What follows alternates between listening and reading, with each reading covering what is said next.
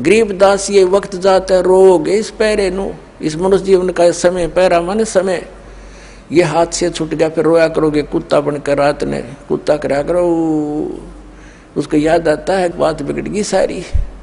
तो अब रोने से क्या बने? परमात्मा कहते हैं अच्छे दिन पीछे गए गुरु से क्या ना हेत, अब पछताएं के बने तेरी चिड़िया चुगी खेत।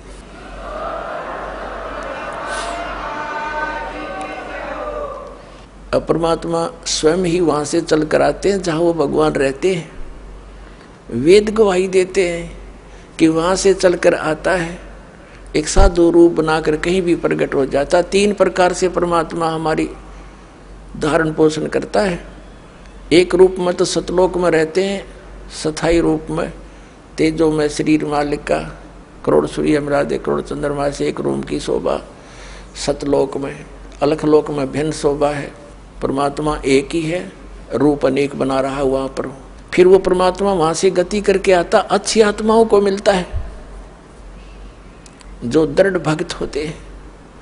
उन दृढ़ भक्तों में से कौन कौन है, किन किन को मिले? आदरणीय धर्मदास साहिब जी को मिले, आदरणीय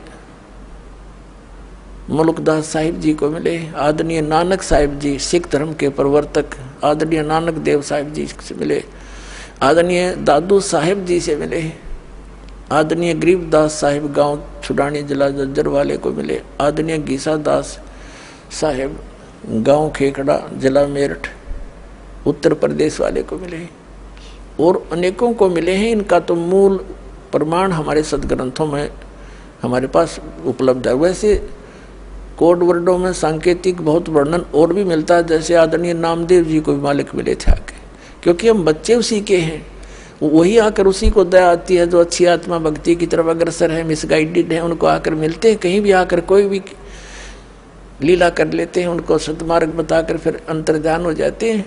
यथार्थ ज्ञान सुनने के बाद वो प्राणी उल्टा नहीं हटता थे, सारा संसार एक तरफ हो जा। और वो परमात्मा भगतमती बहन मीराबाई को मालिक मिले। वो दृढ़ भक्तों को मिलते हैं जो पक्के भक्तों, टस से मस ना हो तो सारा संसार एक तरफ हो जाए। अपनात्माओं, हमने सारा इनकम्प्लीट स्पिरिचुअल नॉलेज सुन रखा है, कति अधूरा सधूरा सा जिसका सिर पैर नहीं। तो इसको तत्व ज्ञान कहते हैं, जो सबको सेट करे और परिपूर्ण रूप से कथाओं को भी सही सुनाए। जैसे मीराबाई पिछले जन्म जन्मांतर की पुण्यकर्मी प्राणी थे, और काल उनको ऐसे स्थान पर पैदा कर देता है कि उनकी भक्ति कोई कर्ण ना दे। वो कैसे ठाकुरों के घर जन्म दे दिया, और राजस्थान के ठाकुर उस समय अपने आप को खुदा से नीचे नहीं मानते थे, अपनी बहन बेटियों को पर्दे में रखते थे, एक परंपरा थी उनकी। और स्वयं सब खेतों में या कहीं भी काम करना होता स्वयं करते थे, पशुओं का गोबर भी उठाकर बाहर कुड़ियों पर स्वयं डाला करते थे, अपनी बहन बेटियों को पर्दे में रखा करते, बाहर नहीं जाने देते थे। और कोई जाति थी तो उसको कलंकित माना जाता था, बहिष्कार करते थे, उसका बहुत विरोध करते थे, उसका बुरा हाल कर देते थे, यहाँ तक कि उसको मार भी देते थे। अब परमात्मा की आत्मा भगवान बन नहीं रह सकती, और पिछले संस्कार उसको टिकने नहीं देते, जिसके परिणाम स्वरूप वो आत्मा परमात्मा के लिए कहीं ना कहीं भटक रही होती है।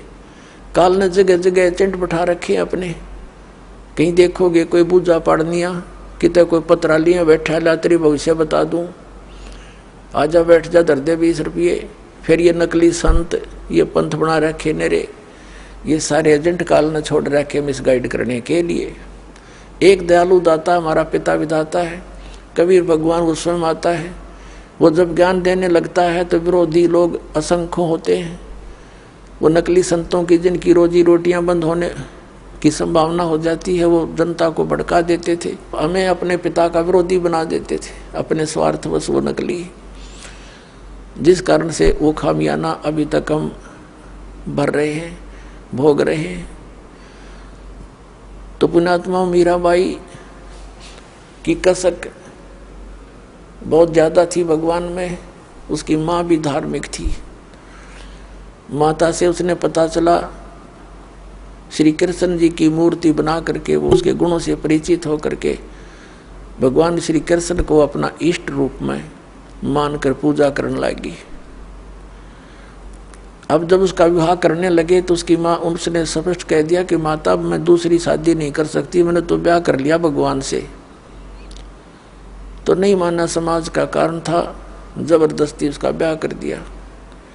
विवाह एक बहुत अच्छे नेक व्यक्ति से हुआ और वो विवाह के 4 वर्ष के बाद उसके पति की मृत्यु होगी, मीराबाई के पति की। लेकिन उसने मीराबाई की प्रार्थना पर इतनी सुविधा दे दी थी कि मंदिर में जाने अलाउड कर दिया था। वो नगरी का राजा था, तो राजा के आगे विरोध कौन कर सकता है। उसके साथ में 2-3 नौकरानियां बहनें चली जाती थी, तो जिससे तो दूसरे ठाकुर लोग भी नहीं बोल सके, भी अकेली नहीं जाती है, 4-5 जाते हैं इसके साथ। और फिर राजा के सामने प्रत्येक व्यक्ति कुछ नहीं बोल सकता। अब वो मंदिर जाती थी, अटूट श्रद्धा थी भगवान में।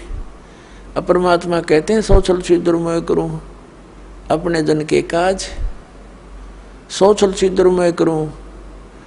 अब क्या हुआ, दयालु है परमात्मा, सतगुरु आए दया करी, ऐसे दीन दयाल है ये हमारे परमात्मा। सतगुरु आते हैं ऐसे दीन दयाल हैं, अपनी आत्माओं को अपना रास्ता आप ही बताते हैं। एक दिन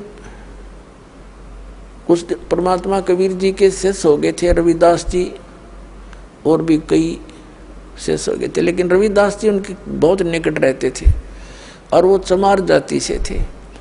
आज से 600 वर्ष पहले ये छुआछूत चरम सीमा पर था और ये जो शेड्यूल कास्ट के जो व्यक्ति होते थे, अनुसूचित जाति यानी चमार हुए, जुलाहे हुए, इनसे अन्य विशेष कर सर्वण जाति बहुत इनको हे समझती थी, इनके निकट नहीं जाते थे।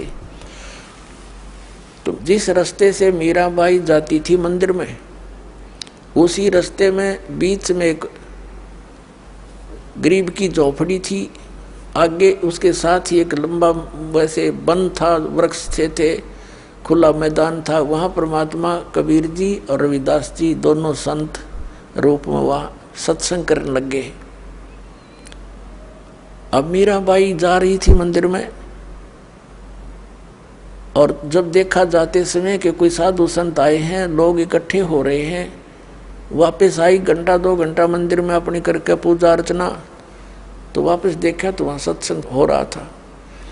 मीराबाई और सखियों ने सबने मिलकर सोचा चलो 2 वचन सुनते हैं, भगवान की चर्चा हो रही है। वो बैठ गई जाके।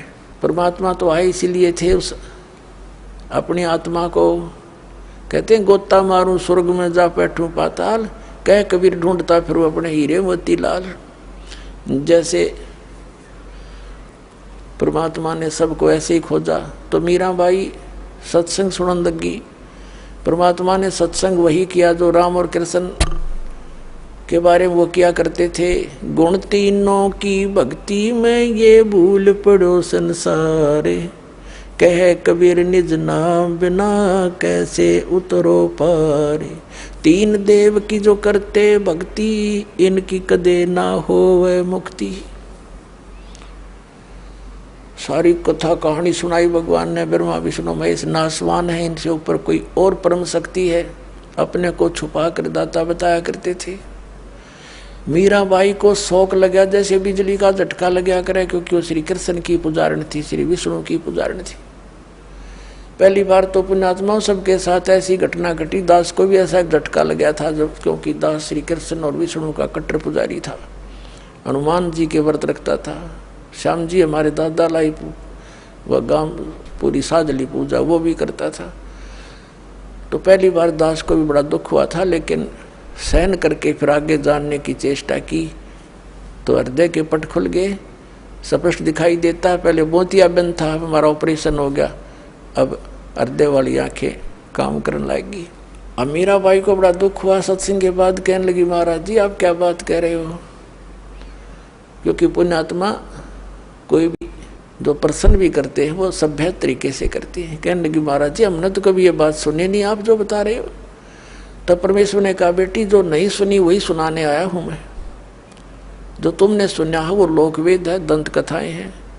ये रामकृष्ण की आप मृत्यु होती है तो प्रश्न किया उस देवी ने कि भगवान आप कैसे कह रहे हो। भगवान श्री कृष्ण जी ने मोर ध्वज राजा के पुत्र ताम्र ध्वज को आरे से चिरवा कर जीवित कर दिया, आप कैसे कह रहे हो कि वो कुछ नहीं कर सकते। परमात्मा ने कहा बेटा मैं ये नहीं कह रहा कुछ नहीं कर सकते, पर ये तुम्हें मुक्ति नहीं दे सकते।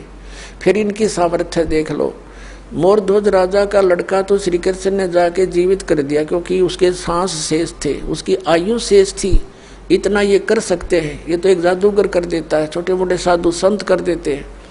लेकिन श्री कृष्ण जी जब कहाँ गई थी उनका वो सामर्थ्य, जब उनका सगा भांजा अभिमन्यु महाभारत के युद्ध में चक्रव्यूह में मारा गया था। सुभद्रा का पुत्र जो श्री कृष्ण की बहन थी सुभद्रा, श्री कृष्ण रो रहा था, 500 पांडव रो रहे थे, उनका कुल नाश हो रहा था, तो क्यों नहीं जीवित किया श्री कृष्ण जी ने अभिमन्यु को। अब सुन होगी। फिर पूछा उसने जी कारण क्या था कि बेटी अभिमन्यु का प्रारब्ध इतना था, उसकी आयु शेष नहीं थी और ताम्रध्वज की आयु शेष थी। उसने जाके दिखा दिया ड्रामा। तो सेम गिवा एकदम, क्योंकि मालिक के जो ज्ञान है ये सटीक उदाहरण है। वह घर चली गई तो कहने लगी जी, फिर उसने कहा परमात्मा से, फिर दूसरा प्रश्न किया कि मुझे भगवान कृष्ण साक्षात दर्शन देते हैं, मैं उनसे बातें भी करती हूँ। परमात्मा ने कहा बेटी तू अपने कृष्ण जी तो पूछ लिए, ये देवता हैं, ये झूठ नहीं बोला करते, सच्ची बताओगे तेरे को। अब उसने तो रात में नींद आई नहीं, बहुत कसक होगी, तो उनको जैसा भी वो समय कभी प्रकट हुए, श्री कृष्ण जी से पूछा भगवान आप तो सतोगुण भगवान हैं, आप तो झूठ बोला ही नहीं करते। मैंने ऐसे ऐसे संतों का सत्संग सुना है, मेरे बात जची नहीं उनकी, क्या आपसे भी कोई ऊपर शक्ति है। तो श्री कृष्ण जी ने कहा मीरा वो शक्ति है, लेकिन वो हमने भी ना मिली, उसकी ट्राई करने की कोई यूज नहीं, हमने खूब सिर पटक लिया, उसका कोई अता पता नहीं लगता। अब वो उसको तो बड़ा झटका लगा कि वो संत कहते हैं हम उनको दिखा दें और उसका नाम दें और उसकी प्राप्ति करा दें। श्री कृष्ण जी ने इतना मान लिया कि वो है अवश्य। तो वह रात को नींद नहीं आया उस बेटी को। अगले दिन फिर पहुंच गई सत्संग में, वहीं बैठ गई। फिर सारी 2-3 दिन लगातार मालिक सत्संग करते रहे, फिर चले गए। हाँ फिर क्या हुआ, मीराबाई को प्रेरणा हुई कि भगवान मुझे उपदेश दे दो। परमात्मा ने कहा बेटा पहला काम है इस भक्ति मार्ग का प्रथम कदम गुरु होना चाहिए, सतगुरु हो, सच्चा ज्ञान वाला हो। तो मीराबाई ने कहा भगवान दीक्षा दे दो। अब परमात्मा ये देखना चाहते थे, या ठाकुरों की लड़की, इसमें भगवान की कितनी चाह है। ये परमात्मा को प्रमुख मानती है या समाज को, लोक लाज को। परमात्मा ने पता था कि वो दीक्षा मांगेगी, इतना ज्ञान सुने बाद तो पुण्यात्मा का कलेजा हिल जाता है। रविदास जी से कह दिया कि तू मीराबाई को नाम दे दिए, प्रथम मंत्र मैंने तुझे बताया, केवल इस को देना, आगे तेरे को आदेश भी नहीं है, और मैं तेरे पास भेजूंगा जब यह दीक्षा लेना आवेगी, और तू इसकी परीक्षा लेना, तब देना इसको नाम। अब वह लड़की ने प्रार्थना की, परमात्मा ने कहा बेटी जा उसके पास, वो बैठा महात्मा, वो देंगे तुझे दीक्षा। वो तो गई वहाँ पर जहाँ संकेत मिल गया, जाकर बैठ गई, एक महाराज जी नाम दे दो, दीक्षा दे दो। रविदास जी कहने लगा बेटी बहन मैं हूँ चमार जाति का और तू है ठाकरा की बेटी। गुरु से नाम लेने के बाद जब तूने लोग जाके यूँ कहेंगे तूने किससे नाम ले लिया है, चमार पर नाम ले लिया, इज्जत का नाश हो गया, और जब तेरे मन में दोष आ गया भक्ति खत्म हो जाएगी तेरी, और लोग तेरी बेइज्जती बहुत करेंगे बेटी, तो कोई और देख ले अपना गुरु। तो मीराबाई ने कहा कि महाराज जी मैं आपकी बेटी, आप मेरे पिता, बाढ़ में जाए संसार, मैंने नाम दे दो, मैं पीछा छुटवाना चाहती। तो रविदास जी ने दीक्षा दे दी।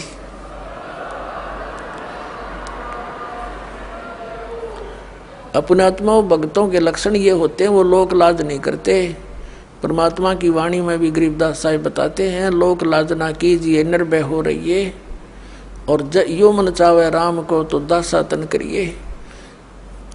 कहते हैं लोक लाज ना कीजिए निर्भय हो रहिए, जय मन चावे राम को दासा तन करिए। स्वान स्वरूप संसार है कुछ कर सी नाही, शीस महल को देख करिए भौंक भौंक मर जाही। सत्संगी संग ना तज चितराम बसाई। नित्यानंद जी महाराज संत वे हैं, उन्होंने कहा है कि लोक लाज मर्याद जगत की तरण जो तोड़ बगावे। ये लोक लाज मर्याद जगत की नोगे तरण की तरह डिकड़े की तरह तोड़ के फेंक दे, तब कोई राम भगत गत पावे। तो साधु संतां के पिछले उदाहरण देख लो, उन्होंने लोक मर्यादा कति नहीं करी। जैसे आदरणीय नानक साहिब जी हिंदू धर्म में थे, अरोड़ा खत्री इनके घर जन्म था इनका, और रामकृष्ण के पुजारी थे। परमात्मा मिले तो पूरा उसी दिन त्याग दिया था, परमात्मा के दर्शन कर आते ही सब छोड़ दिया, और पूरा विरोध हुआ था उसका हिंदू समाज में, होने दे, कति परवाह नहीं करी। ये दृढ़ भक्त होते हैं जिनको भगवान आकर मिलते हैं। तो मीराबाई ने कहा भगवान मुझे नाम दे दो, आप मेरे पिता में आपकी बेटी, कुछ हो मेरे साथ वो संघर्ष, आप मेरे साथ रहोगे, मैं आप झेलूंगी सब कष्टों को, पर परमात्मा के लिए मैं कुछ भी कर सकती हूँ। अब प्रथम मंत्र दे दिया रविदास जी ने, और फिर जैसे महीने में 20 दिन में फिर आने लग गए सत्संग करने। तो सत्संग उस दिन तो भगत पक्के आते हैं। सत्संग विशेषकर परमात्मा रात्रि में भी करते थे और दिन में भी करते थे। दिन में कम, रात्रि में ज़्यादा करने लगे, क्योंकि दिन में काम में समय नहीं मिलता भक्तों को, व्यक्तियों को। रात्रि तो अपनी ही होती है, अपने ही नींद से समय निकाल लेते हैं। अब पहले तो वो दिन में मंदिर में जाती थी, अब रात्रि ने सत्संग में जाने लगी, दोनों टाइम, दिन में भी रात में भी। अब पहले तो उसका पति था, उसको साथ देता था, कोई बोलने वाला नहीं था। अब उसकी मृत्यु के बाद उसका देवर बन गया वहाँ का, उस नगरी का राजा। उसने मीराबाई को बहुत समझाया कि तू अब मत जाया कर, पहले तो तेरा पति था, अब लोग पता नहीं क्या क्या बात बनाते हैं, हमारी इज्जत का नाश कर देगी तू। उसने कोई परवाह नहीं करी थी, मंदिर में जाती रही। और फिर लागी और रात ने सत्संग में जान। इस बात का उसके देवर ने घना मलाल हो गया, घना दुख मान लिया कि इसको तो मार दे तो अच्छा है, और इसने तो इज्जत का नाश कर दिया। तो क्या किया उसने, क्या किया, एक दिन अपने पुत्र का जन्मदिन रख दिया। रिश्तेदार आए हुए थे, और एक किसी सपेरे से कहा कि ऐसा विषधर ला दे, ऐसा विषयर ला दे सर्प के डंक मारते मर जाए आदमी। उसने वैसा ही ला दिया, राजा का हुक्म था। और एक डिब्बे में बंद करके ऊपर लिख दिया 9 लखा हार। राजा ने एक बांदी से कहा, नौकरानी से, जाओ मीरा को दे दे, ये हार गले में पैर लेगी, सुंदर कपड़े पहन लेगी, रिश्तेदार आवेंगे। और ऐसे, क्योंकि वो तो ऐसी रहती थी बेचारी, उसने तो ना उड़ने पैरने की कोई परवाह नहीं रही थी, भगवान में कसक गनी लगी थी। तो उसने कहा कि ठीक से कपड़े पहन लेना, मेरी बेइज्जती ना करवाना, रिश्तेदार ने कहेंगे भाई रहा नहीं, उसकी पत्नी को कैसे रखता है, और ये हार पहन लेगी। उसने सोचा था न्यू कि सर्प डस कर मर जाएगी, सर्प देगा डस, सारे रिश्तेदार होंगे, सब गवाह हो जाएंगे, एक सांप लड़ गया, भाई हम भी वहीं थे, इसलिए मृत्यु होगी उसकी। इसने चाल तैयार चाली थी। अब वो नौकरानी ने तो जाकर दे दिया, केले मीरा भाई, राजा ने बताया है इसमें एक हार है बहुत कीमती, इसको पहन लेना, और सुंदर कपड़े पहन ले, आज उनका लड़के का जन्मदिन है, दूर दूर के रिश्तेदार आए हुए। मीरा भाई बोली रख दे बेबे, पहन लूंगी। नानू का हिब्बा पहन ले, मैं पहन लूंगी, तू जा। वह चली गई। अब उसने खोला कि ना पैरूंगी तो यूं दुखी करेगा, इन बातों में तो कोई खास आंट भी नहीं मेरा भक्ति की, मेरे लिए तो माटी है, यूं हार है, जो कुछ भी है, लेकिन यूं बकवादी आदमी दुखी करेगा। तो उसने अपना धोए दाए कपड़े पहन के वो हार गले में पहन के बैठ गई कि जब वहाँ जाएंगे इकट्ठे में चली जाऊंगी, जहाँ इकट्ठा होना है पार्टी में। अब 5-7 मिनट के बाद वो आया। वो तो ये देखने आया था कि मरगी होगी, वाई वाह के कह दूँ सांप लड़ गया, सांप लड़ गया, ये रहा भागियो भागियो। अब उसने जाकर देखा कि वो मीराबाई गले में सुंदर हार पहने बैठी। तो कहने लगा कि ये हार कहाँ से लाई? तो उल्टा मैं जानता था तू रातों जाती है, यही कर्म करने जाती है। वो कहने लगी जी आप भी मुझे जीने देते ना मरने देते, आप ही ने तभी भेजा था और देख मुझे ही कलंकित कर रहे हो। तो वो कहता मैंने कहाँ भेजा था कि ये डिब्बे में ये बांधी नौकरानी कर गई थी। वो डिब्बा देखा कि इसमें क्या था, कि इसमें ये हार था। अब उसने सोचा बांदी बुलाई नौकरानी, बोली जी मैं अभी देकर बाहर ही बैठी हूँ, इनके बाहर नौकरानी थी वो बाहर रहती थी और यही डिब्बा, और तो उसके पास कोई कपड़ा भी नहीं था विशेष और कोई पात्र भी ऐसा नहीं था। अब उसने सोचा भाई बड़ी, उसने सोचा सपेरा जादू कर गया मेरी खातिर, वह ना जच्ची उसका, कोई और जादू जंत्र का दे गया होगा। तो जब तो वह बच गई।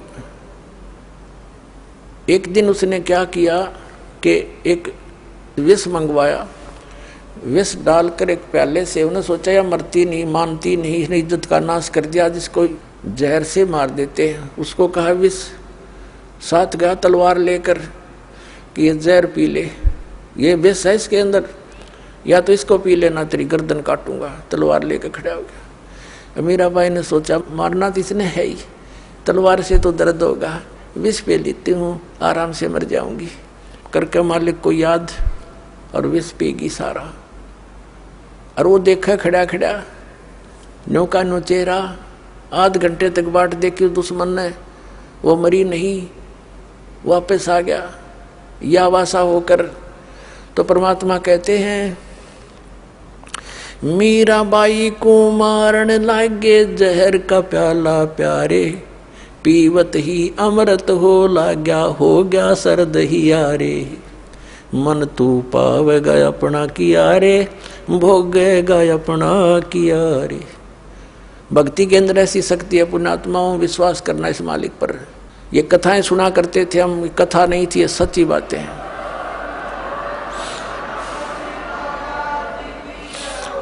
कहाँ तो विष ने मारना था, कहते हैं पीवत ही अमृत हो गया और हो गया सर्द ही यारे। कहाँ तो विष ने बेचैनी पैदा करनी थी और कहते हैं ठंडक सी होगी उस बेटी की अंतःकरण में।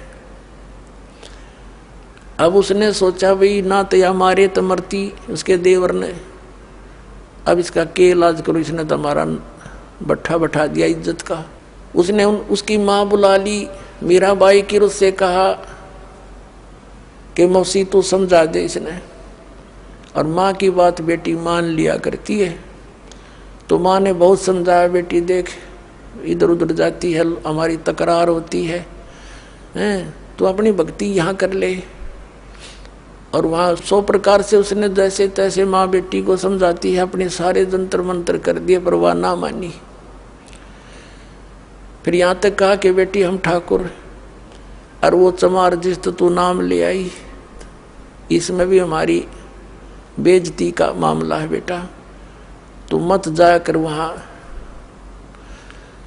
तो माता और बेटी का फिर क्या एक कवि के द्वारा बना गया शब्द सुनाते हैं। सत्संग में जाना मीरा छोड़ दे, सत्संग में जाना मीरा, आए मारी लोग करें तकरार, सत्संग में जाना मीरा छोड़ दे। आए मारी लोग करें तकरार, सत्संग में जाना मीरा छोड़ दे। सत्संग में जाना मीरा छोड़ दे, हाय मारी लोग करें तकरार, सत्संग में जाना मीरा छोड़ दे। सत्संग में जाना मेरा ना छूटेरी, सत्संग में जाना मेरा ना छूटेरी। हारी चाहे जड़ के मरो संसार, सत्संग में जाना मेरा। हारी चाहे जल के मरो संसार, सत्संग में जाना मेरा। थारे सत्संग के राह में है, थारे सत्संग के राह में है। आए वहाँ पर रहते हैं काले नाग, कोई कोई नाग तन डस लेवे। आए वहाँ पर रहते हैं काले नाग, कोई कोई नाग तन डस लेवे। जब गुरु जी की मेरे फेरी, जब गुरुओं की मेरे फेरी। आरी व तो सर पे गंडे वे बने जाव, सत्संग में जाना मेरा ना छूटेरी। हारी व तो सर पे गंडे वे बने जाव, सत्संग में जाना मेरा। सत्संग में जाना मीरा छोड़ दे, सत्संग में जाना मीरा छोड़ दे। आए मारी लोग करें तकरार, सत्संग में जाना मीरा छोड़ दे। सत्संग में जाना मेरा ना छूटेरी, सत्संग में जाना मेरा ना छूटेरी।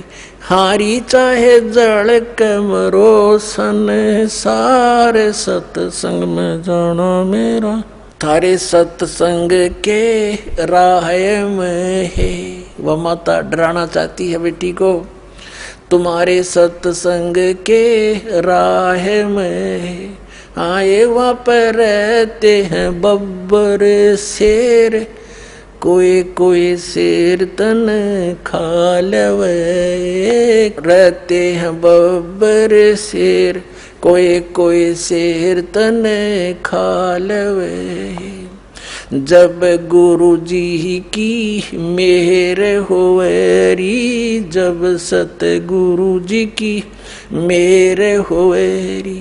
हारी वो तो शेरों के गिदड़ बने जाव, सत्संग में जाना मेरा ना छुटेरी। हारी वो तो शेरों के गिदड़ बने जाव, सत्संग में जाना मेरा ना छुटेरी।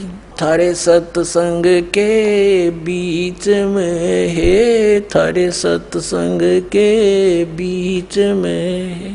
आए वहाँ पर रहते हैं साधु संत, कोई कोई संत तन ले रमे।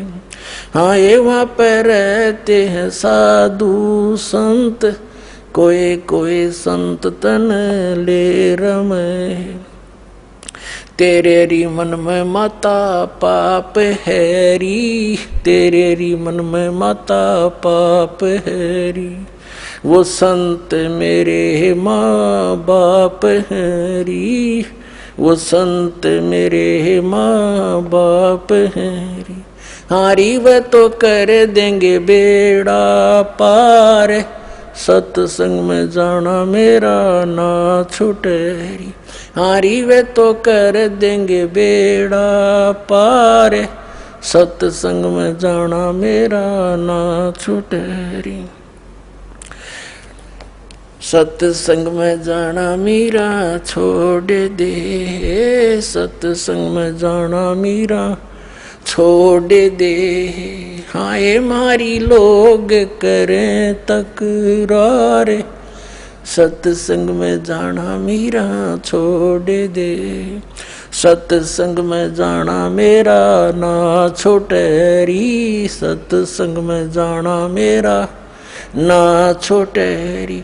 हारी चाहे जड़ के मरो संसारे, सत्संग में जाना मेरा ना छूटे री। वो तो जाते चमारे है, वो तो जाते चमारे है, इसमें हमारी आर है, इसमें हमारी आर है। तेरे री लिख माता चमारे है री, तेरे लिख माता चमारे है री। मेरा सृजन और हरी, मेरा सृजन और हरी। हरि व तो मीरा के गुरु रविदास, सत्संग में जाना मेरा ना छूटे री। हरि व तो मीरा के गुरु रविदास, सत्संग में जाना मेरा ना छूटे री। अपने आत्माओं, परमात्मा के पाने के लिए सबसे बड़ी बंधन काल ने सबसे बड़े रस्से हमारा बांध रखे हैं, ये लोक परंपराओं के। और परमात्मा कबीर साहब कहते हैं, सोई जन उभरे जिन तोड़ी कुल की कान। परमात्मा कहते हैं, कुल करने के कारण यू अनसा गया बिगो, जब यू कुल के कर लेगा तो चार पाया का हो। आज तो लोक लाज में कुल की मर्यादा में को प्रमुख मानकर सत्संग में आया नहीं, सत्संग सुने नहीं, ज्ञान होया नहीं, भक्ति करी नहीं, फिर गधा बन कर घूमेगा, चार पाया का होगा। जब यू कुल के ढालड़ा होगा तेरे, तब यू कुल के कर लेगा तो चार पाया का हो। तो संतों को यू हृदय में जम जाती है बातें। तो यहाँ परमात्मा कहते हैं कि तन छूटे जब कहाँ समावेगा, और आखिर तुझको कौन कहेगा। गुरु बिन आत्म ज्ञान मन ने की कर ले, 2 दिन का मेहमान मन ने की कर ले, 2 दिन का मेहमान। कहते आखिर तुझे गुरु के बिना यू आत्मज्ञान बताओगा कौन है। तो इस प्रकार हमने इस सारे ज्ञान को समझना है। जैसे नित्यानंद जी एक ब्राह्मण कुल में थे, तहसीलदार की पोस्ट थी 250 वर्ष पहले की बात। इसमें नारनौल के नवाब के यहाँ तहसीलदार की नौकरी करते थे। जब ये आत्मज्ञान हुआ, फिर परमात्म ज्ञान हुआ, नौकरी त्याग दी। पत्नी थी, वो विरोध गणा करा करती, परमात्मा की ऐसी रजा हुई, उसकी मृत्यु होगी, और वैराग बन गया। जब इस ज्ञान से परिचित हुआ तब कहा था ब्राह्मण कुल में जन्म था। पहले तो 250 वर्ष पहले ब्राह्मण के घर जन्म होना ही एक बहुत बड़ी महान माना करते थे। और फिर तहसीलदार की पोस्ट, आज तो मंत्री की को ना इतनी कीमत जितनी उस समय तहसीलदार की होती थी। और दोनों को बद के गढ़ भगवान से दूर कर, कहते हैं कबीर साहब कहते हैं, सुख के माथे पत्थर पड़ो जिसते नाम हर देते जा, और बलिहारी उस दुख के जो पल पल नाम रटावे। परमात्मा कबीर जी कहते हैं, आग लगो ऐसे सुख के जो भगवान से दूर करे। हे परमात्मा ऐसा दुख भी दिए रखना, तेरी याद बनी रहे। तो नित्यानंद ने कहा था जब वो ये ज्ञान हो गया, जब कहते हैं ब्राह्मण कुल में जन्म था मैं करता बहुत मरोड़, और गुरु गुमानी दास ने दिया कुबद गढ़ तोड़े। संत मिले उनको गुमानी दास नाम के, कहते कुबद का गढ़ तोड़ दिया। मान बढ़ाई है, ऊंची नीची जाति वाला अभिमान भेदभाव, कहते ये कुबद का गढ़ संत बिना नहीं टूटे। तो परमात्मा के बच्चे जो होते हैं उन्हीं को मिलते हैं जो दृढ़ होते हैं। मीराबाई दृढ़ भगत थी, सारा संसार एक तरफ।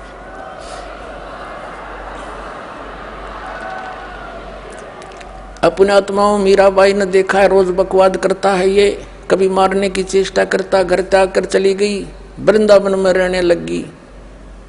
तो वहां परमात्मा फिर मिले जाकर उसको दूसरा रूप बनाकर, और ज्ञान से उसे पूछा, जैसे धर्मदास जी को मिले थे तब उस बेटी की फिर आंखें खोली, बेटा इससे आगे और भी नाम है, ये तो प्रथम मंत्र दिया है, इसके आगे सतनाम है, वो ग्रहण कर, उसको मैं दे सकता हूँ और किसी के पास नहीं है।